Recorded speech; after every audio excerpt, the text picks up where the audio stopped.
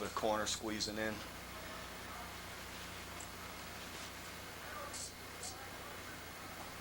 Here's the smash.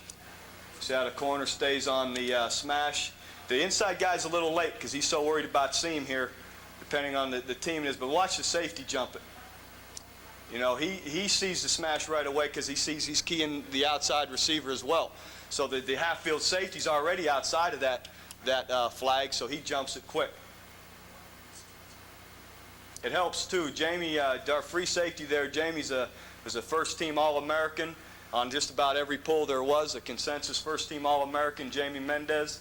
And Thomas Randolph, the corner here at the bottom, is the guy that they're saying right now ought to be the third or fourth defensive back taken in the draft.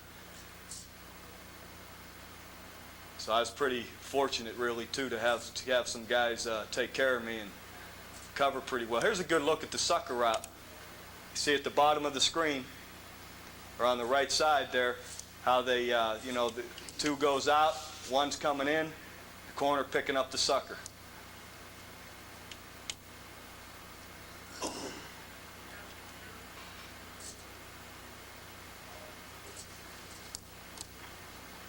Here you'll see a good look at protecting the seam. Here's another look at how the bluff helps you. You know, showing man. You know, you get those safeties like they're coming up to cover those inside people. You know, and then you get the quarterbacks to audible, hold everybody in, and get a three-man route. You know, and you're rerouting all the receivers, taking away quick game. And that's the nice thing about it. They don't have three-step drop now. The corner at the bottom's pretty poor. He's playing a Cathy technique, but he doesn't get the guy blocked. A nice job protecting the seam, though. See how sometimes we'll turn right into it? And it's important what he does here at the end is get between the quarterback and the receiver. So if the guy does get around you, don't run in his footprints, but get back inside of him.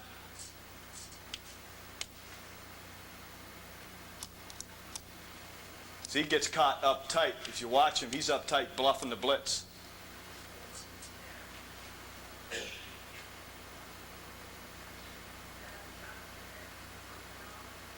But what's great about bluffing the blitz, people audible, they think they have three-step stop routes, and if you go to half field on it, they don't. You know, you're rolled up on those. Here's a good look at the bottom of the screen. Watch the backer knock the smash down. Here at the bottom of the screen, right near the 50.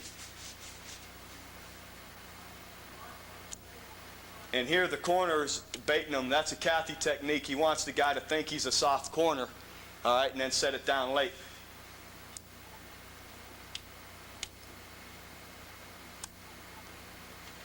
Again, you see us bluffing up top. See the bluff showing the blitz?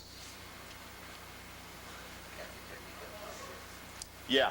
And a lot of times the corner to the wide field usually ends up with the Cathy technique because I usually tell them the farther you are from the core formation, the looser you can play it.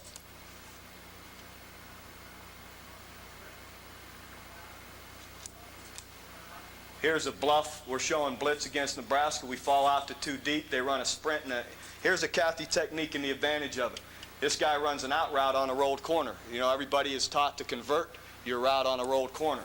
Well, here he's showing, you know, soft man or quarter coverage, and he ends up, you know, he's a rolled corner because the safety ends up going over the top of him.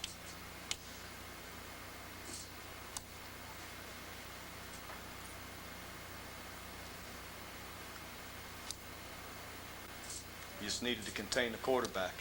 Watch the corner all the way up top, the Cathy technique.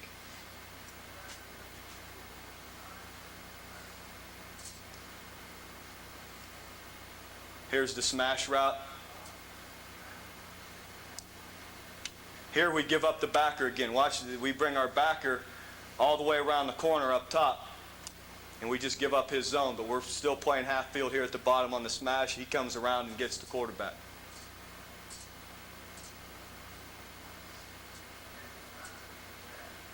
There's the clear and square again. Here at the bottom of the screen. You see the vertical. It's Cathy technique. He's calling in, picks up the squaring. Here's a good look at the bottom of the screen, how we protect the flag. See the corner pull out, and at this point, as you watch him, the corner here is between the flat and the flag, right? Here at the bottom of the screen, he's between the two of them, and he's got the underthrow on the flag, and always be ready to react up to the flat.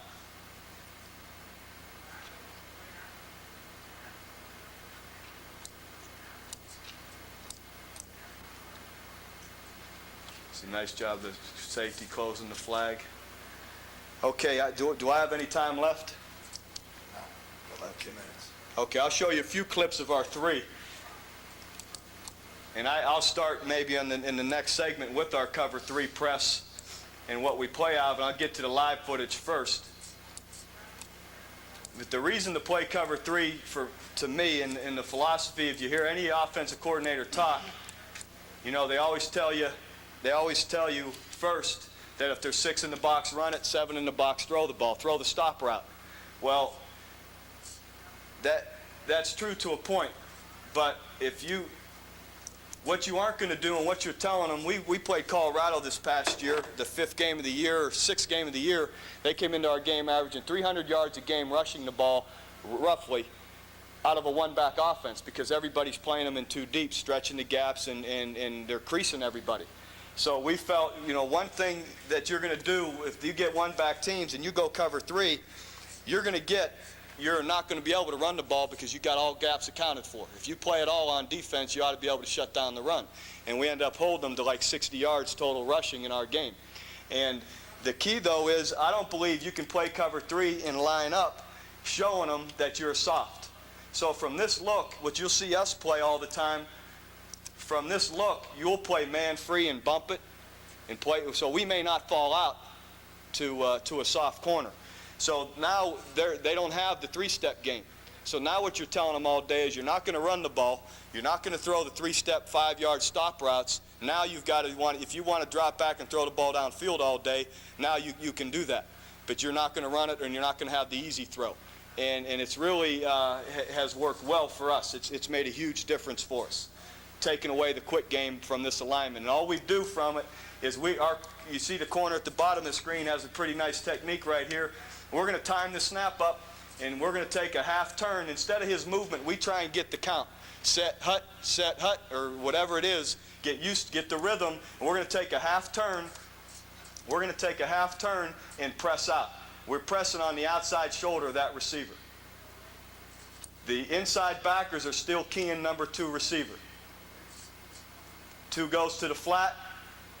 Okay, widen, try and get to the curl or the slant, which he does there.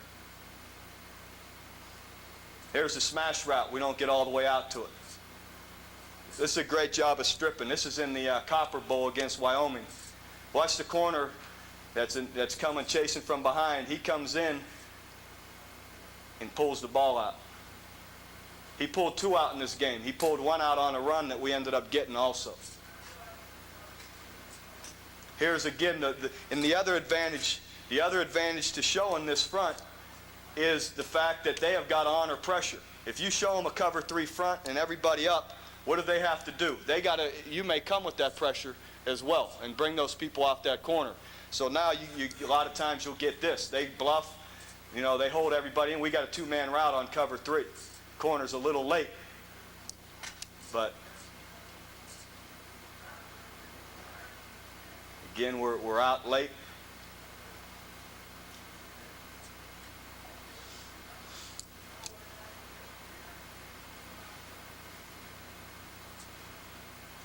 Here's a look up top how we play cover 3, and I guess I will. It's getting late. I want to hold you guys up.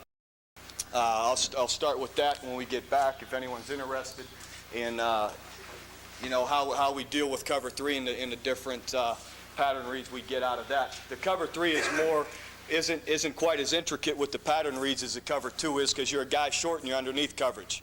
But you got the advantage of the fact that you're showing more pressure, blitzing, you know, on the snap. And again, we try and take away all that quick game passing by our alignment. And really we do. We played cover 3 probably 30% this year, and we didn't have a 3-step drop thrown on us all year because they're getting bump man is what they're looking like. So they're thinking fades and other things, and then you bail out of it, so you take away that easy throw. I've been kind of fast, I guess, or trying to cover everything. If there are any questions, I'll be here. Other guys that aren't interested, I'm sure, are interested in going to dinner. I'll be back at 7:45, and so I'll be around then, as well as I'll hang around now if anybody does have any questions. Thank you.